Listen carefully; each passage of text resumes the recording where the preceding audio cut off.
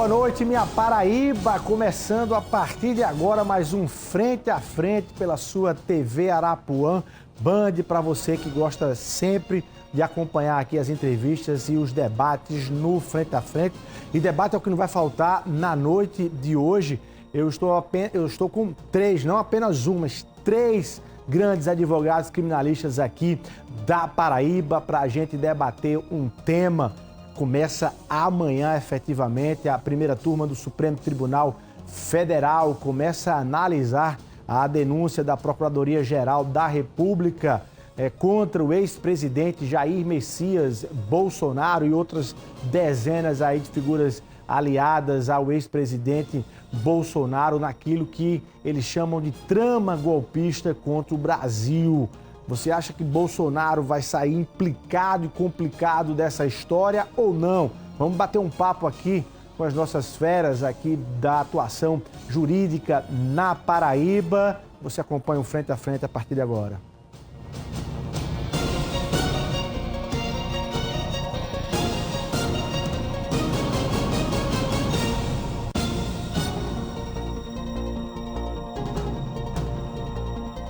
Boa noite, minha Paraíba. Vou apresentar então meus convidados de hoje. É um trio, né? Não apenas um. Queria agradecer aqui a presença do doutor advogado Yarley Maia, advogado criminalista. Obrigado pela presença, doutor Yarley. Também conosco aqui, ele também que é advogado criminalista, o advogado Diego Cazé. Obrigado, doutor Diego, pela sua presença aqui. E fechando também nessa noite, esse time aqui, o professor e advogado também criminalista, Ricardo Sévolo. Doutor Ricardo Sévolo, boa noite, obrigado pela presença dos três aqui conosco para a gente debater esse tema. Então, o STF passa a analisar a partir de amanhã essa denúncia contra o ex-presidente Jair Messias Bolsonaro dentro dessa acusação de tentativa de golpe, de atentado ao Estado Democrático de Direito, entre outros crimes aí que pesam contra o ex-presidente Bolsonaro. E que queria entender qual é o encaminhamento disso tudo e qual será o final e o destino na visão de vocês, naturalmente, na experiência que vocês têm nesse tema. Isso divide o país, naturalmente, do ponto de vista político, mas aqui a gente vai fazer um mergulho extremamente jurídico a partir da visão e da vivência de cada um de vocês. Para começar, antes de chegarmos ao mérito, eu queria falar sobre algumas preliminares em relação a isso. Primeiro, para a gente entender se o foro é correto, é o STF, se falou muito que não era o STF, se falou muito, inclusive, de que os ministros, sobretudo o Alexandre de Moraes, não poderia estar julgando tudo isso. Tem o Cristiano Zanin também, que foi advogado de Lula e é presidente da primeira turma, vai julgar também. Na visão de vocês, isso tudo é superado ou não? Para a gente começar, doutor Yarley, boa noite. Boa noite, Luiz. Boa noite, Carlos. Boa noite, Diego. Todos que estão aqui nos assistindo. As questões preliminares nesse processo, Luiz, que é um processo extremamente importante, é um processo até histórico. Não sei se eu estou enganado aqui, mas é a primeira vez. Não é a primeira não, já julgou. Mas não é raro o Supremo Tribunal Federal julgar um ex-presidente da República. E é histórico também em razão dos fatos que estão sendo trazidos ao processo. Importante lembrar uma coisa, amanhã ninguém vai sair condenado e ninguém vai sair inocentado. Amanhã, seguindo o rito da Lei 8.038, que é uma lei que dita processos específicos em tribunais, vai julgar a admissibilidade ou não de uma denúncia feita pela Procuradoria-Geral da República contra determinadas pessoas acusadas, dentre outras coisas, de golpe de Estado, abolição do Estado Democrático de Direito. E a denúncia tem que ter o mínimo de elementos de autoria e materialidade para ser aceita. Não vai amanhã sair ninguém condenado. Sobre essa discussão, se os ministros deveriam julgar ou não, eu acho que dos 5 ministros que vão julgar Bolsonaro ali, apenas um, na minha opinião, deveria se dar como suspeito, né? Não sei se era impedido, mas suspeito, que era o ministro Flávio Dino. Certo. Vamos só repassar. Cristiano Zanin, Flávio Dino, que estarão amanhã. Então, Carmen Lúcia, Alexandre Moraes e Luiz Fux. Na minha humilde opinião, só o Flávio Dino. Os outros não tem nenhum tipo de problema para julgar o ministro, o ex-presidente e os outros, né? Porque não vai ser só Bolsonaro, vai ser julgado amanhã. Flávio Dino, por uma razão muito simples. Diferente dos outros, ele tem uma relação política, né? Uma militância política, que não é crime, não é problema ser político no Brasil. Mas em razão disso, de ter expressado até sentimentos forte em relação a isso, tanto dele em relação ao Bolsonaro, quanto do Bolsonaro em relação a ele, eu particularmente não julgaria. Tá? E o Cristiano Zanin, que Não, foi o Cristiano advogado? Zanin atuou como advogado, Ah, mas tá. não tem problema nenhum, é uma atuação dele. Inclusive um advogado que quase nada expressava a questão da política, né? Que também não tem problema o advogado se posicionar politicamente, mas ele atuou como advogado, assim como os outros. André Mendonça, não vejo problema em julgar Bolsonaro, como os outros que estão sendo julgados. A atuação dele é jurídica. Flávio Dino não, é uma atuação política. Não tem ali no Supremo ninguém que foi ex-governador, ex-deputado, ex-senador, essas coisas, e trocou acusações até de ordem pessoal em relação a Bolsonaro. Tanto Bolsonaro contra ele Certo. e ele contra Bolsonaro. Então, por isso, eu acho que não caberia ele julgar Bolsonaro ali. Mas, doutor, e Alexandre de Moraes? E o ministro Alexandre de Moraes? Não tem problema nenhum. O ministro Alexandre tem uma discussão muito mal enviesada de que ele é vítima, Isso. ou então que está fazendo uma provocação. Primeiro, a vítima não é a pessoa de Alexandre de Moraes, não é o CPF de Alexandre de Moraes. A vítima é a instituição Supremo Tribunal Federal, assim como a instituição Câmara, Congresso, Poder Executivo, a democracia como um todo. Outra questão, se for observar bem, o próprio Código de Processo proíbe uma pessoa tratar o juiz como inimigo para depois arguir a suspeição dela. Escolher quem vai julgar. Porque senão eu escolho. Eu não gosto de Luiz, eu vou começar a sentar o pau em Luiz, eu não gosto de Ricardo, eu não gosto de Diego, ninguém julga ninguém, então, no Brasil. E justamente pensando nisso, antes mesmo até de Bolsonaro nascer, em 1941, o Código de Processo Penal trouxe essa expectativa. Criou-se uma discussão, Alexandre é vítima, ele julga, ele acusa, ele investiga, nada disso é feito. A denúncia foi investigada pela Polícia Federal, a Procuradoria-Geral da República denunciou e vai ser julgada naturalmente pelo Supremo. Doutor Diego, você tiraria mais alguém além de Flávio Dino ou não? Ou incluiria até o próprio Flávio Dino na possibilidade dele estar amanhã nesse julgamento? Grande Luiz Torres, suas provocações são sempre pertinentes, é sempre um prazer estar aqui de frente a frente com esses grandes colegas advogados, doutor Ricardo, doutor Yarley. Concordo das ponderações que foram feitas com o doutor Yarley no sentido das duas provocações. A primeira é do foro de prerrogativa de função e das suspeições de cada um dos ministros. Vamos se ater a essas questões últimas agora, das suspeições. Temos 5 ministros, porque a admissibilidade da denúncia ela ainda é julgada na primeira turma, então não é o pleno do Supremo Tribunal Federal que decide ainda. E dentre esses 5 ministros, a ponderação sobre a vida política do ministro Flávio Dino ela é bem pertinente. A discussão que mais se aflora, porque esse tema não é novo, a novidade é a sessão de julgamento a partir de amanhã, é sobre a possibilidade ou não do ministro Alexandre participar ativamente, inclusive sendo o relator, né, desse recebimento da denúncia e deste processo, se acaso vier a ser recebida a denúncia que foi oferecida pela PGR. E qual é a provocação? O ministro Alexandre ele foi vítima, né? E aí você tem os relatos, por exemplo, daquele Pacto Punhal, Verde e Amarelo, que falava expressamente de que ali se tinha um plano ou uma ideação de executá-lo, né? Dele ser vítima, inclusive, de homicídio. Claro, casos gravíssimos devem ser apurados, estão sendo apurados, mas isso seria o suficiente, Luiz, tecnicamente falando, para afastar a imparcialidade do ministro Alexandre de Moraes? Eu acho que não compete a nenhum da gente conseguir avaliar isso. Acho que não há um caso de impedimento legal, é diferente se houvesse um envolvimento direto da pessoa do Alexandre de Moraes com algum dos denunciados, né, no sentido de um grau de parentesco, de afinidade, algum interesse de causa. Pode-se dizer, e é salutar que se diga e se questione e reflita, mas há um interesse da vítima na condenação. Mas aí eu acho que a gente precisa também ser um pouco republicano. Nós estamos falando da alta cúpula do Poder Judiciário, do Supremo Tribunal Federal. E se a gente, por uma ideação de que os ministros, por serem vítimas, nem que seja das ameaças ou de qualquer coisa relacionada aos fatos, eles não possam julgar, acontecerá isso que o Código, lá em 1941, como bem observado por Toialo, já previa como não sendo possível. Ou seja, aquele que fosse acusado perante o Supremo Tribunal Federal, por estratégia, atacaria a honra dos ministros, ameaçaria os ministros para escolher por quem deveria ser julgado. Então, eu acho que não é esse o motivo que impede que o ministro Alexandre de Moraes possa ser relator do caso. Eu acho que são ponderações interessantes de ambos os lados, cabe o foro íntimo de cada julgador. Se aquilo que de fato atingiu ao ministro for o suficiente para quebrar a imparcialidade, isso deve ser aflorado e isso deve vir à tona. E aí o que se espera é que as pessoas que são indicadas ao Supremo Tribunal Federal, que tem que ter, por lei, um notável saber jurídico, uma reputação ilibada, tudo isso passa pelo filtro, digamos assim, da sociedade quando são sabatinados, inclusive, pelos parlamentares que nós escolhemos. Então, o que eu quero dizer com isso é que, se o ministro Alexandre de Moraes está onde está, Se o ministro Flávio Dino está onde está, é porque nós, de alguma forma, direta ou indireta, confiamos a eles esse tipo de julgamento de foro íntimo da imparcialidade. Você não tiraria nem o do Não ministro tiraria nenhum dos Flávio cinco. Dino, nem o Não. Flávio Dino nesse sentido? Não tiraria. Doutor Ricardo, você aumenta ou amplia essa primeira turma? Primeiro, só para entender, para vocês explicarem para a gente, por que o acatamento ou não da denúncia é numa primeira turma ou já não seria no pleno? Não sei Mudou isso é o discussão regimento boa. do Supremo em 2023 para que ações penais originárias sejam julgadas nas turmas e não no pleno. Isso foi na vigência da presidência de Fux, nós até comentávamos isso. Foi uma decisão bem criticada à época. Eu critiquei, inclusive. O que se utilizou, só para a gente contextualizar, Ricardo, você fazer a sua manifestação sobre as suspeições, mas acho que isso é um tema que precede, só Luiz, explicar, e é interessante para quem está nos acompanhando.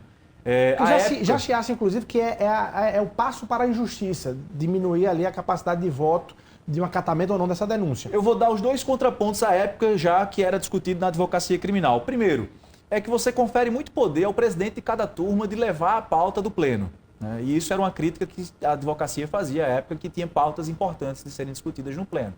O que é que, por sua vez, em contraponto a isso, foi utilizado na época da presidência do ministro Fux como justificativa dessa mudança do regimento? Que você permitiria para aquelas ações originárias do Supremo Tribunal Federal, essa que a gente está tratando da admissibilidade ou não da denúncia contra Bolsonaro e outros, né? Seria um exemplo disso, de garantir um mínimo de um grau de recurso dentro da própria instituição, porque você teria o julgamento dentro da primeira turma passível de ser recorrido ao pleno. Então, predominou-se essa segunda visão e esse segundo entendimento. Já não é um caso assim seria uma específico. penúltima instância. Seria uma penúltima sentido, instância. Perfeito. Doutor Ricardo, boa noite. Não, boa noite. Boa noite aos colegas e ao telespectador. Na verdade é o seguinte, eu acho o que está acontecendo no momento, com todo respeito a quem pensa diferente, uma aberração jurídica. No Estado Democrático de Direito não se admite que um julgamento, no caso de quem não tem mais prerrogativa de foro, possa ser realizado no Supremo Tribunal Federal. Então você já está vendo, seria a primeira instância na sua Total, essa é a primeira preliminar. No estado de normalidade, em que não tivesse acirramento ideológico, político, porque nós estamos dentro de uma seara, de um momento jurídico, constitucional e histórico, em que o presidente do Tribunal Superior, do Supremo Tribunal Federal, sem o menor constrangimento, disse que o STF virou um tribunal político. Veja como um presidente, o judiciário, presidente do STF, diz que o judiciário não é mais um poder que esteja pronto à entrega da prestação jurisdicional. É um poder político. Veja onde nós estamos pisando. E eu fico muito à vontade de a gente falar sobre isso, porque quando nós tivemos aquele episódio de Sérgio Moro, que hoje é tão criticado, em parte eu tenho algumas críticas pontuais, por algum exagero pontuais, mas eu fui um dos poucos juristas aqui que foi contra, por exemplo, a ameaça de Sérgio Moro e trazer numa condição de bastivar, ou seja, coercitivamente para o ex-presidente da República, no caso, Luiz Inácio Lula da Silva, e ameaçá-lo de ele, em não indo depor, que fosse preso. Naquele instante, eu dei entrevistas aqui na Paraíba, dizendo que já achava um absurdo. Então eu fico muito à vontade.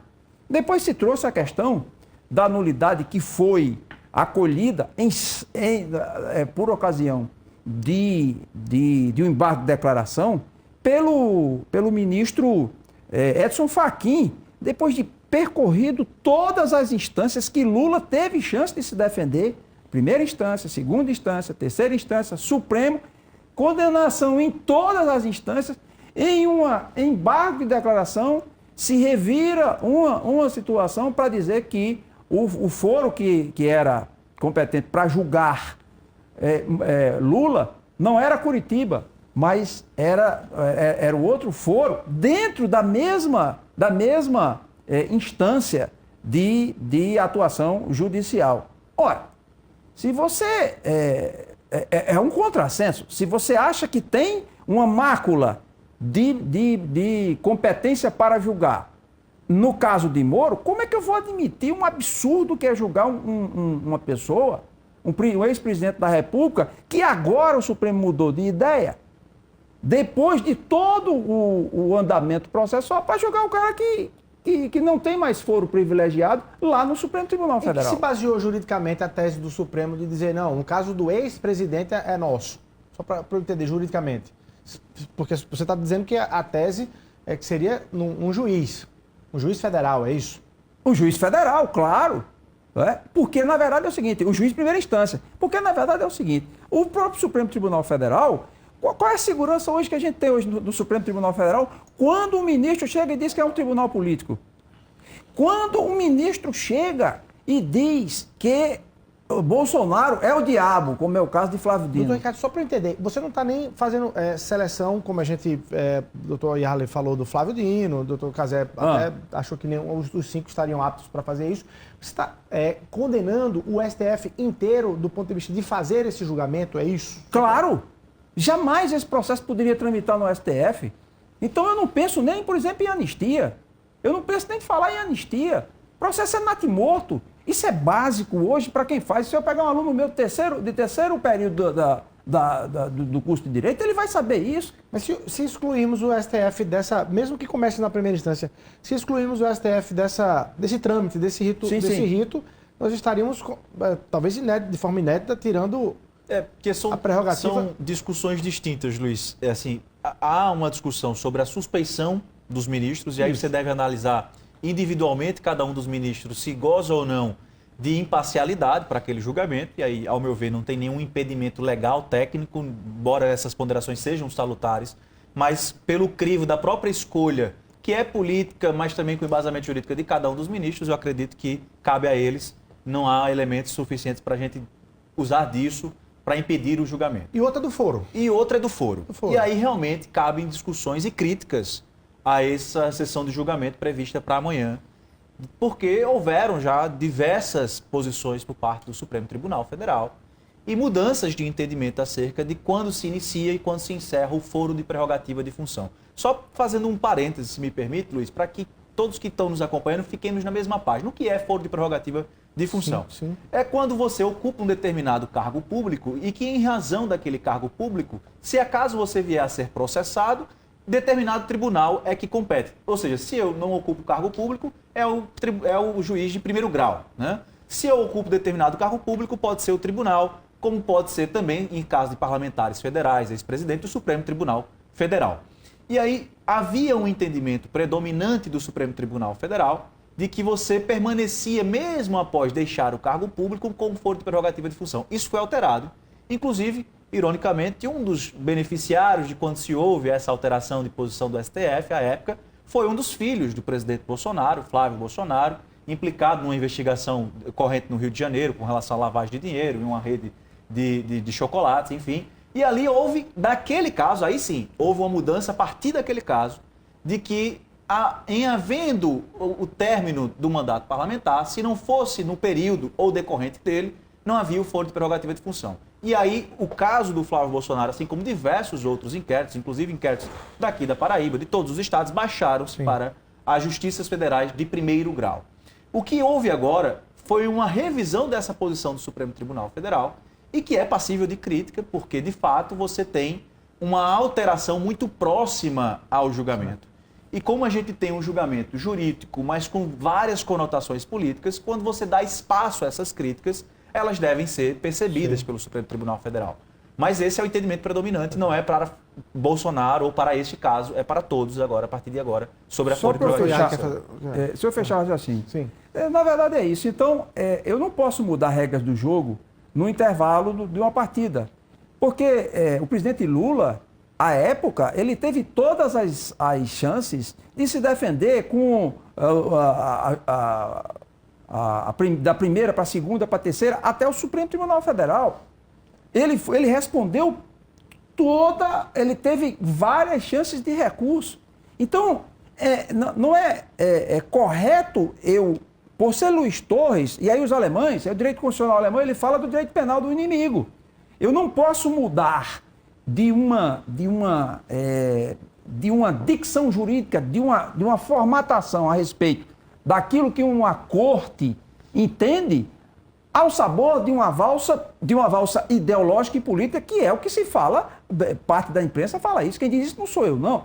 O próprio ministro Marco Aurélio diz textualmente, desde do ano passado, que é um absurdo se trazer uma possibilidade de um julgamento por conta do Tribunal Superior, do Supremo Tribunal Federal. Como é verdade também da questão em segunda instância, que nós em 3 anos mudamos, em 2 anos mudamos, salvo engano, 2 ou 3 anos, mudamos do mesmo entendimento 3 vezes.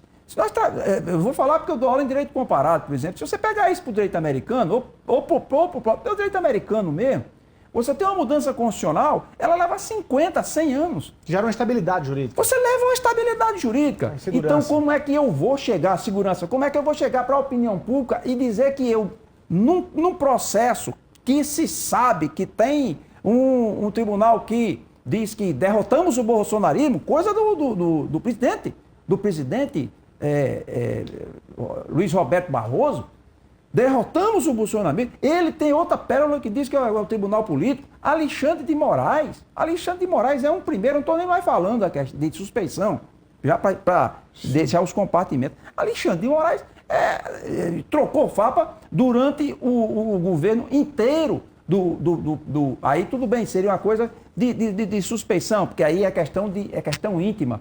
Mas é um corolário, é um arcabouço de circunstâncias que para seu José e Dona Maria, que está nos assistindo, fica difícil eu provar para ele ou convencê-lo de que o tribunal não está se adaptando. Vamos dizer que acreditemos no tribunal. Mas isso para a opinião pública é muito difícil para o homem médio brasileiro, para ele enxergar que nada disso acontece, porque quem está sendo julgado é você e eu não gosto de você. Então a sociedade brasileira, ela precisa se debruçar sobre isso. O próprio Estadão, que é um jornal que é muito alinhado a pautas progressistas de 6 anos para cá, tem criticado, a Folha de São Paulo tem criticado a postura do Supremo Tribunal Federal.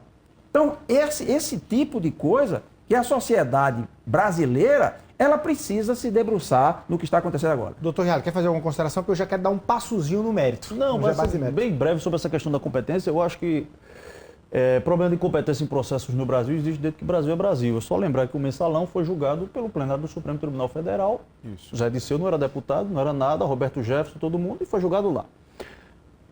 Tem esse problema. A Lava Jato, o presidente Lula, mesma coisa, foi julgado e processado por um juiz incompetente, no sentido processual da palavra, e que depois se provou que era um juiz até corrupto, né, pelo que a gente viu. Me desculpe só a interrupção, Yarley, mas há só uma distinção que eu acho pertinente de ser feita, porque lá na Lava Jato, e no caso do ex-presidente Lula, a discussão não era por incompetência por foro de prerrogativa de função, mas por territorialidade. Né? Que aí eu acho mais sério. Que é relativo. A competência de territorialidade, ela é relativa. Quando se afirma, não. Ela é relativa. Não. Entendeu? Não, no caso ela não é absoluta. Marco Aurélio diz isso. Ele foi no Paraná e era para ser em Brasília. É isso? Exatamente. Ela é relativa, ela não é absoluta. Não, é bom deixar claro. Ela foi reconhecida.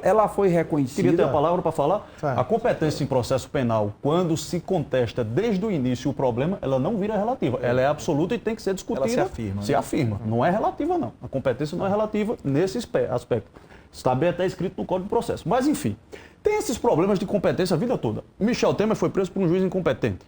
Isso. Um ex-presidente da República. Bolsonaro, na minha opinião, está sendo julgado e processado por um juízo incompetente. Bolsonaro deveria ser julgado de uma forma ou de outra por um juiz de primeiro grau. Pronto, então vocês concordam? Eu concordo, porque a lei é a lei. A lei não pode ser a lei para mim ou a lei para o meu inimigo. A lei para mim, se a lei não serve para o meu inimigo, ela não vai servir para mim. Certo. Então, ele teria que ser julgado no magistrado de primeiro grau. Tudo bem, mas a partir daí, achar que o Supremo é um tribunal político, com todo respeito, eu não posso concordar. Achar que o Supremo não pode julgar uma pessoa, também não posso concordar.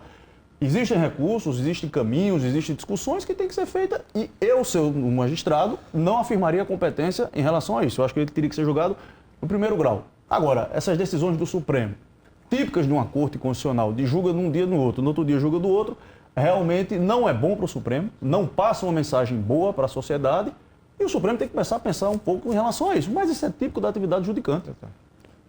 Bom, eu quero dar um passo na questão do mérito, a partir de um conceito que a própria sociedade, de certa forma, que até não está muito mergulhada na questão jurídica, mas ela fala o seguinte, mas que golpe? Se fala em golpe, mas que golpe? Cadê o golpe? Assim, ou seja, quando você não consegue ter a materialidade daquilo consumado, muita gente, quando vai fazer a defesa de Bolsonaro e de seus aliados nesse sentido, faz o seguinte, mas não teve golpe. E, inclusive, acrescenta o 8 de janeiro, que o 8 de janeiro foi um transbordo daquilo que não deu certo, né? Do que se pediram nos quartéis, enfim. E, inclusive, inclui o 8 de janeiro, né? O 8 de janeiro é um episódio, me parece que é roteiro de novela. Capítulo final. Então, como é que vocês avaliam juridicamente a tese quando a maior defesa que eu vejo hoje, do ponto de vista do senso popular, né, é dizer o seguinte, que golpe, que não teve golpe, que eu não estou vendo esse golpe. Juridicamente, quais são os elementos que, na cabeça de vocês, de certa forma, estão corretos e não estão? Isso é uma dúvida que é palpitante, Luiz, e assim, é compreensível que, para usar as palavras do Dr. Ricardo, o homem médio tenha essa dúvida, né?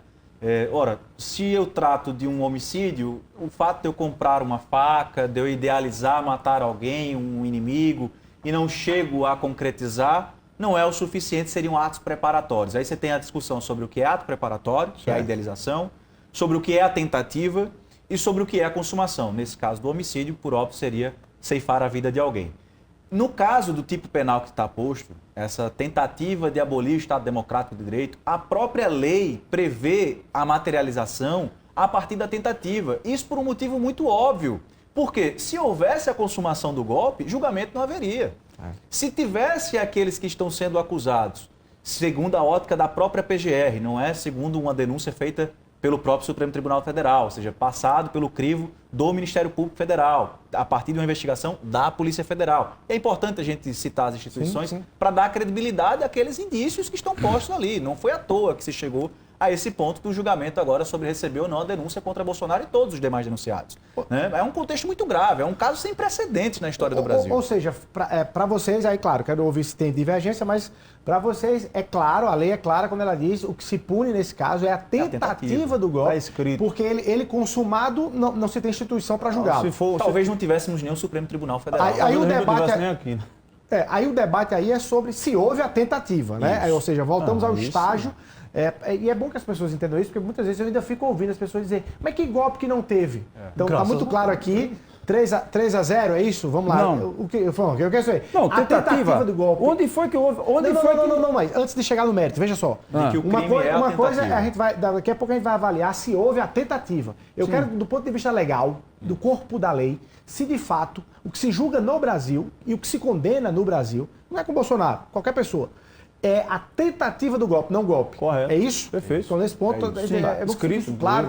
Inclusive, uma lei que foi alterada e promulgada, foi sancionada pelo próprio Bolsonaro. Ele não vetou nenhum trecho. Ele não vetou. Nem a palavra tentativa ele vetou. Pronto. Ele então, sancionou de plano. Daqui a pouco fica claro, porque às vezes eu vejo até colegas, inclusive, né?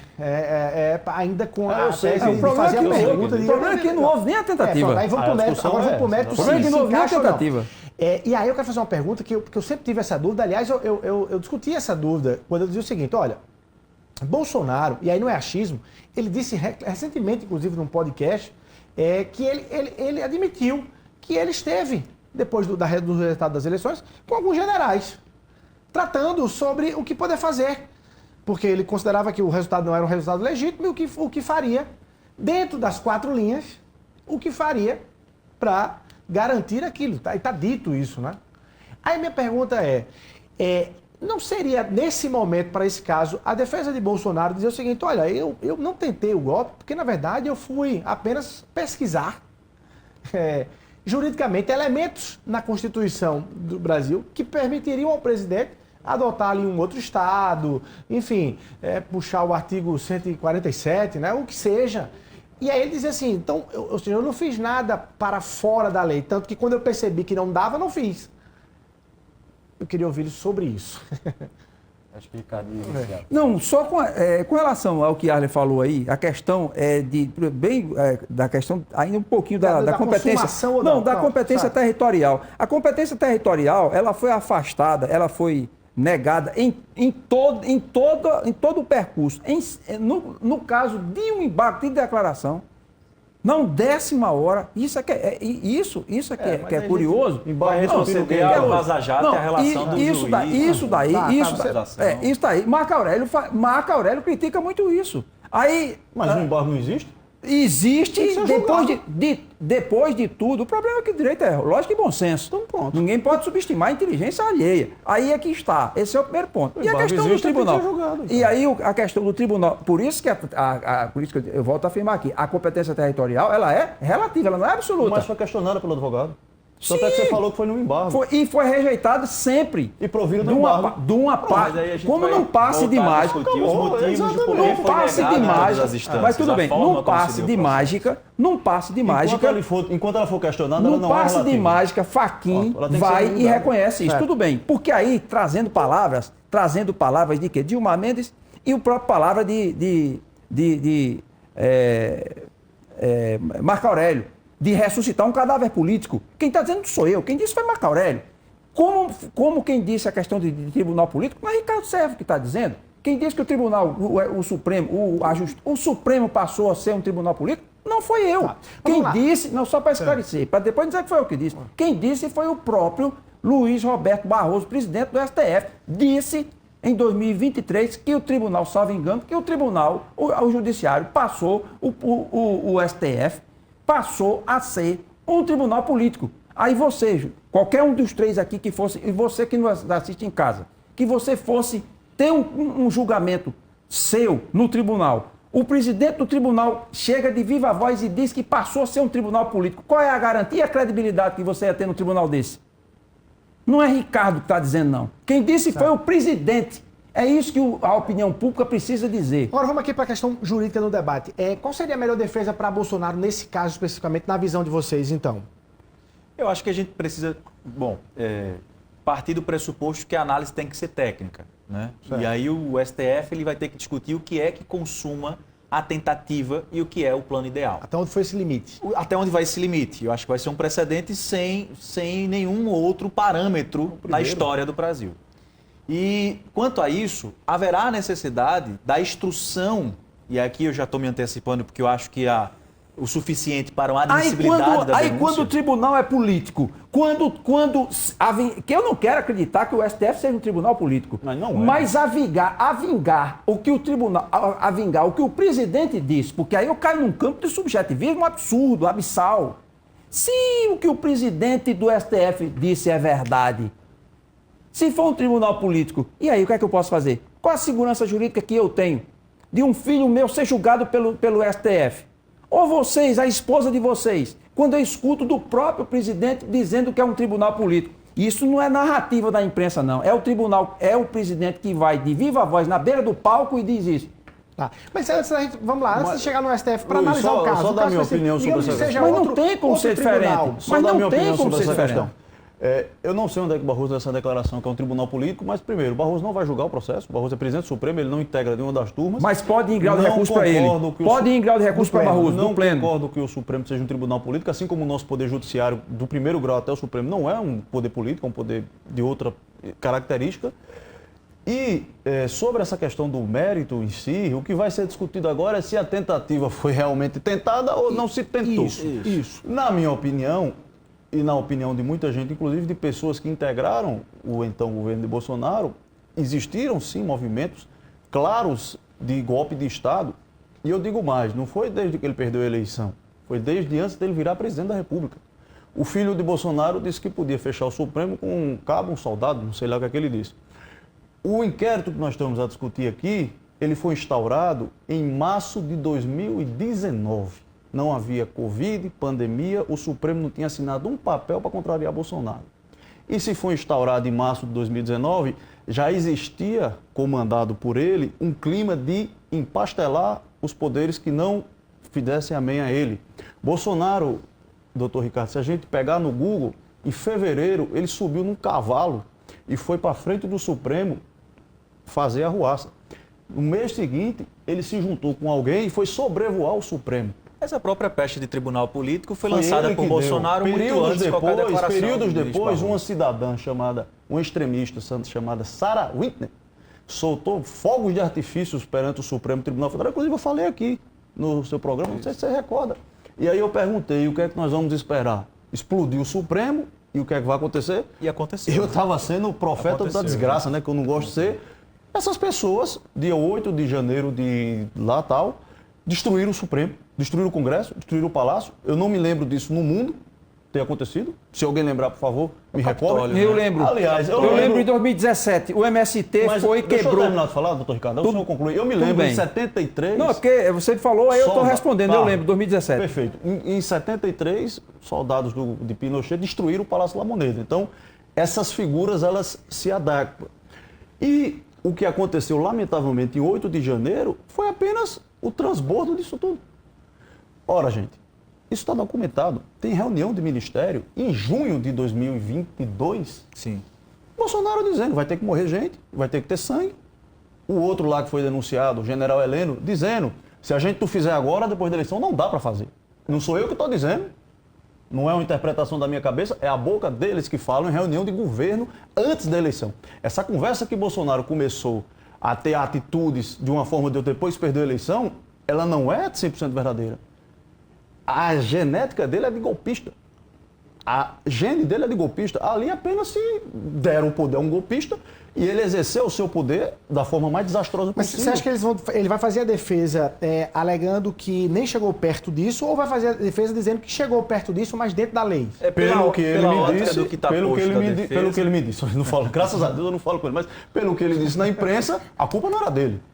A culpa não era dele. Todo mundo estava fazendo e ele ia ser o trouxa da história, né? Iam dar um golpe nele sem ele saber. Mas o próprio comandante do Exército, Freire Gomes, né? O nome do rapaz, disse, me trouxeram um papel para eu assinar aqui, estava na mesa do presidente para decretar estado de sítio. Foi esse que teria dito nos depoimentos? Sim, disse que não ia fazer, que ia prender ele. Então, assim, é obrigado a prender. Eu acho que o comandante do Exército não é petista, não é comunista, era presidente, comandante do Exército do governo Bolsonaro, ele disse a viva voz. E não foi em delação de ninguém, ele nem responde a processo se não estiver enganado, né? Ele disse, me trouxeram um papel que tinha um roteiro do golpe e o cara ia decretar estado de sítio. Estado de sítio está na Constituição, o professor Ricardo sabe melhor do que eu. Mas aí você perde a eleição, decreta estado de sítio? Isso não faz muito sentido. A gente não havia alinhado, mas acho que o posicionamento das cadeiras foi pertinente, Luiz. Vou fazer uma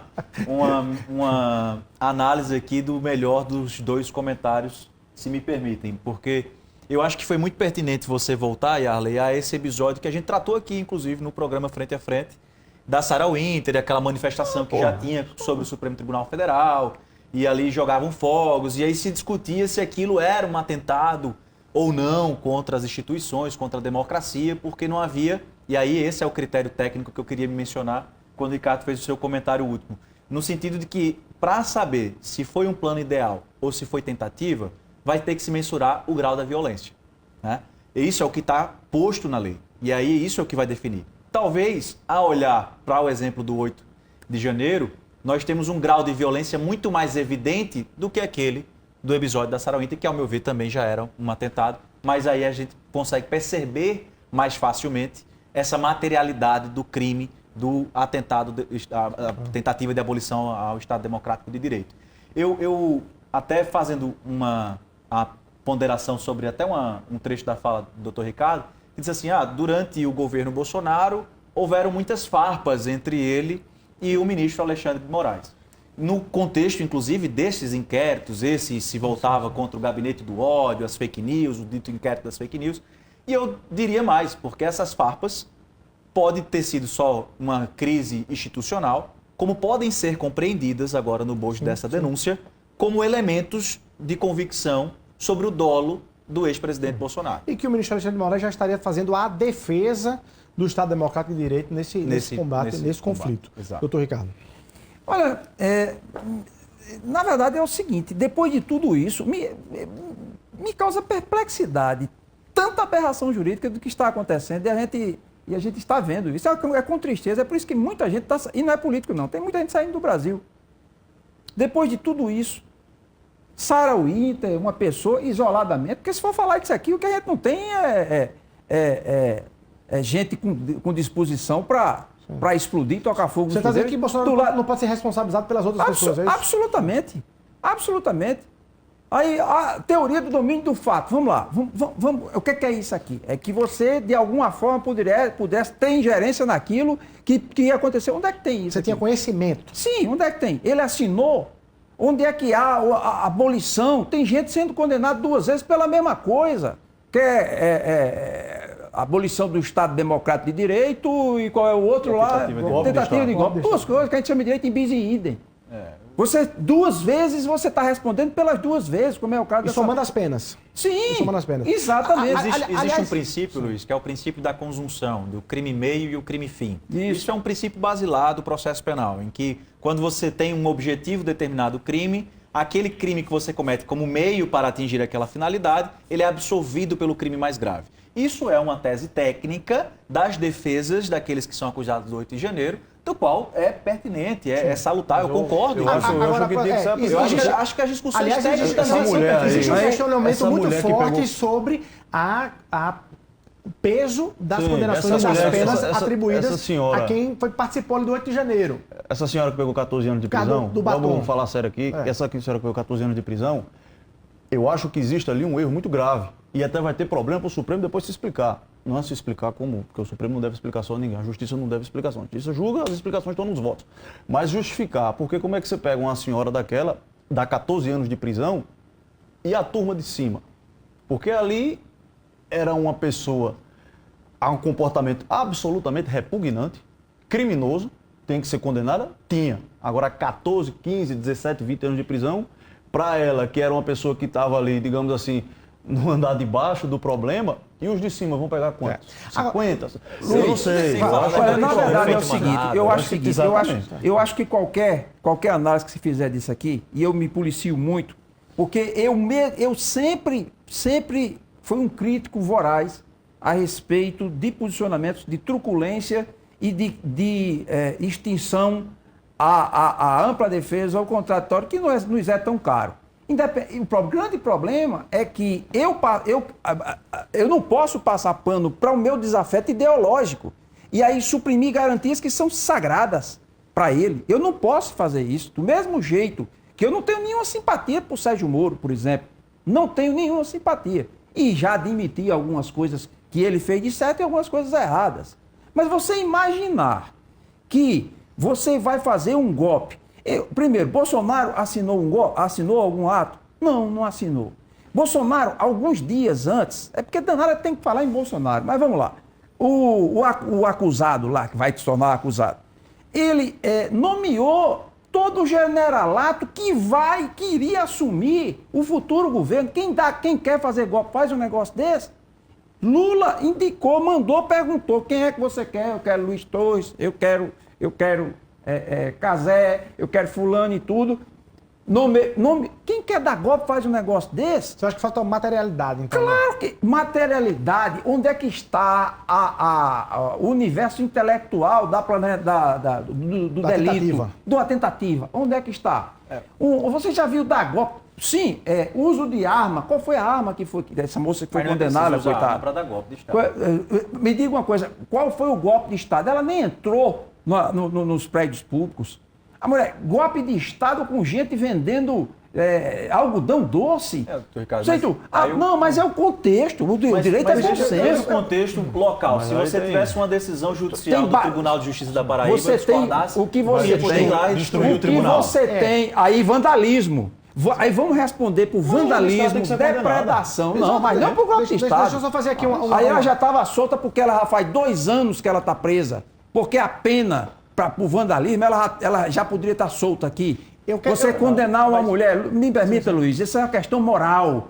Eu não posso entrar numa sala de aula se eu não tiver uma questão moral e tentar fazer a cabeça do meu aluno, porque tudo isso, direito é lógica e bom senso. Parado, doutor Ricardo, com todo respeito, um cara que venha pichar uma determinada manutenção lá de um prédio qualquer, de um muro qualquer, com uma turma que invadiu o Supremo Tribunal Federal.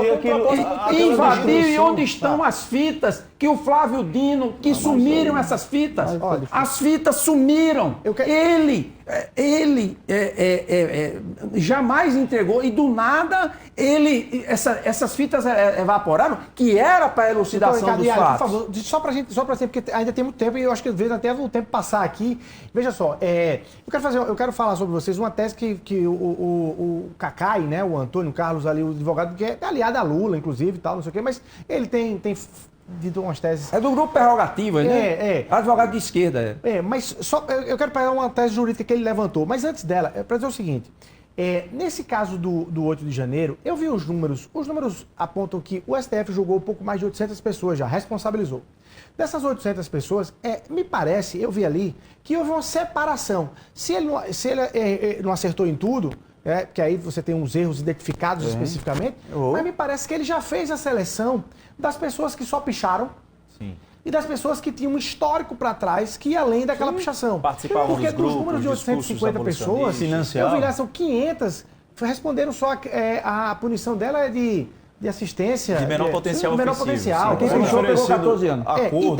E 200 e poucas pessoas que foram para regime, para privativo de liberdade, efetivamente. Ou seja, para além dos erros específicos do STF, erros individuais, me parece que ele já fez essa seletividade. E quando as pessoas vão falar, elas falam no geral, como se tivessem pego até as 1.400 pessoas e tivessem dado 14 anos às 1.400 pessoas. Então, me parece que tem essa seleção. Mas o que eu quero perguntar é o seguinte. Mesmo aquelas que comprovadamente tiveram um histórico, não só picharam, né? Teriam um histórico. As penas estão pesadas. Porque há quem faça a leitura que, olha, para um homicídio, você tem uma pena menor para um homicídio, do que condenações menores do homicídio do que alguém que teve um histórico, não só pichou, mas teve um histórico de golpe até chegar no 8 de janeiro. E aí o Cacai, por isso que eu lembrei dele, porque ele está dizendo o seguinte, olha, é preciso entender que na nossa legislação, as penas para a abolição do Estado Democrático de Direito, a tentativa do golpe de Estado, já são mais pesadas, maiores, do que outras penas no Brasil. E ele diz assim, não é para debater o julgamento, é para debater a legislação. O Congresso é que deveria alterar penalmente essas leis para que elas sejam mais ou abrandadas ou atenuadas no caso do homicídio, do estupro, enfim. Eu discordo dessa versão do Cacai. As penas estão ali. O que errou o Supremo, no caso específico dessa senhora, foi juntar vários crimes que deveriam ser ou um aplicado uma pena e o outro excluído. Por exemplo, essa mulher, vamos ser aqui bem tranquilo com essa mulher. Ela foi condenada por associação criminosa, que é 3 a 6 anos, não lembro a pena, tentativa de golpe de Estado e tentativa de abolição do Estado de Direito. Na minha humilde opinião de advogado, ela não poderia ser condenada por tentativa de golpe ou a abolição do Estado de Direito. Ou um ou outro. Isso já derruba a pena em 5 anos. Isso vale para os outros. Aí, então. Não, isso vale para cada. É importante dizer cada caso é o caso. Exatamente, vale até para Bolsonaro. Né? Vamos ver. A lei tem que valer para todo mundo. É um princípio do processo penal. O artigo 288 do Código Penal, da associação criminosa, diz o seguinte: associar as pessoas com dolo específico para cometer tal coisa. Mas o ministro Alexandre, para processar e condenar essas pessoas, disse que foi um crime de ordem multitudinária. O que é um crime multitudinário? Um partido ali, ninguém consegue identificar direito a conduta específica de cada um, é um crime de multidão, que é cometido no meio de uma multidão. É conhecido como efeito manada. Exatamente, eu concordo que ali foi um crime multitudinário. Mas por uma própria lógica jurídica, se for um crime multitudinário, ele não podia ser condenado por associação criminosa. Porque a associação criminosa, eu tenho que especificamente saber o que cada um está fazendo ali e tenho que ter a minha intenção com você. Individualização da conduta. Individualização da conduta, mas de baixo a pena já cairia para 8, 9 anos. Certo. O exagero é esse. Agora, eu vou, em razão disso, dizer que o Supremo não serve para nada? Tem que jogar no lixo, acabar? Acho que não. Você recorre, discute. Inclusive, o ministro Fux pediu vista desse processo dessa senhora. E eu espero que seja feita uma discussão. Revisado. Revisado. O ministro Alexandre é uma pessoa que não erra? Não, o ministro Alexandre é extremamente complicado em matéria criminal. Bolsonaro está pagando os pecados dele com o Alexandre, é um problema dele, mas ele sempre foi um cara muito duro com isso. Inclusive, extremamente criticado, né, por vários advogados. Teses jurídicas da área criminal de assustar. E esse privilégio não é de Bolsonaro. O Cacai disse ontem que a previsão dele, disse que fez as contas, o cálculo da dosimetria e tal, e ele está prevendo que Bolsonaro vai pegar 28 anos de prisão, de condenação. E ele justifica dizendo o seguinte, olha, se a tiazinha do batom pegou 14, sim. o Bolsonaro, que seria aí parâmetro tem o que ser líder maior. e o maior beneficiado de uma tentativa de golpe, não pode pegar ou igual nem menos. O que vocês acham disso aí? Primeiro, Luiz. Aliás, que previsão vocês fazem em relação a Cacá isso? é aquele que foi pro STF de bermuda no sábado, que ele apareceu e etc. de bermuda. ele é bem Ele é ligado ao folclórico. chamado advogado do grupo de prerrogativas, que não sou eu quem diz. Quem diz aí, isso aí é um achismo, mas ele é militante de esquerda. Ele não Cacá é esconde- ele não militante de esconde isso, esquerda. ele não esconde isso. Sabe? Ele não esconde. Militante de Ele fez esquerda. campanha Então aberta, ele faz ao isso. Ele foi advogado no PT, né? E é militante de Aliás, Mas já esquerda. foi advogado de muitos Lava parlamentares. Jato, inclusive, né? Já foi advogado também de muitos parlamentares Mas eu de tô direito. falando da tese, eu tô pegando a tese. Não, a Ministros tese- de Bolsonaro. Até já se Pegando a tese. discute onde é que ele vai. Me diga uma coisa, rapaz, é um negócio impressionante. Se discute aqui que com Lula nunca teve isso aqui, não. Se discute até onde é que Bolsonaro vai tirar a cadeia. Já está aqui, o Estado Maior, está aí. Isso é especulação tá da aí. imprensa. Não, mas peraí, isso aí é a imprensa. A imprensa, vamos se queixar então da imprensa. Eu estou refletindo aquilo que a maioria da imprensa diz. Não é só da imprensa, é a maioria. Onde é que ele já vai fazer? O Estado Maior está preocupado não, já estaria pensando onde é que Bolsonaro vai cumprir pena. Vai cumprir a pena. Meu Deus do céu! Coloque-se no lugar do outro. Coloque-se no lugar de Lula, quem for admirador de Lula. Que eu nem amanhã vai começar se vai ser recebida a denúncia, ou não. Isso. Certo? Amanhã. Foi dito aqui, doutor Casete disse aqui, muito bem, que não vai ninguém vai sair condenado. Tudo bem. Mas antes de começar um julgamento, já está se discutindo onde o cara vai tirar a pena. Mas isso é Não, mas especulação da imprensa. aí Olha, é alguém que a recebe produção- no celular, Ninguém tá é dizendo alguém isso. que recebe no celular, como boa parte do jornalismo que está se fazendo hoje em dia, um jornalismo militante, e diz, olha, acabei de receber uma informação assim, assim, assim. Onde está o Estado Democrático de Direito? Outra coisa, essa mulher era para estar respondendo lá no STF. Por que essa mulher está respondendo lá no STF? do foro. Aí a questão do inquérito Você em tá si, entendendo? que nasce a partir Tá da entendendo? A pessoa previsão está me do dizendo que a gente regimento tem interno. pouquíssimos minutos para encerrar. Não estou acreditando nisso. Passou Não estou voando. acreditando. Vai entrar com recurso. É o mesmo STF, Luiz. Vou entrar com recurso, É olha. o mesmo STF que fez agora, tem o chamado inquérito do fim do mundo. Eu preciso entrar no intervalo rapidinho e vou deixar uma pergunta para vocês responderem na volta. Qual é a previsão de placar amanhã de vocês na análise da denúncia da PGR amanhã? Vai rapidinho para o intervalo comercial e volta aqui no Frente a Frente.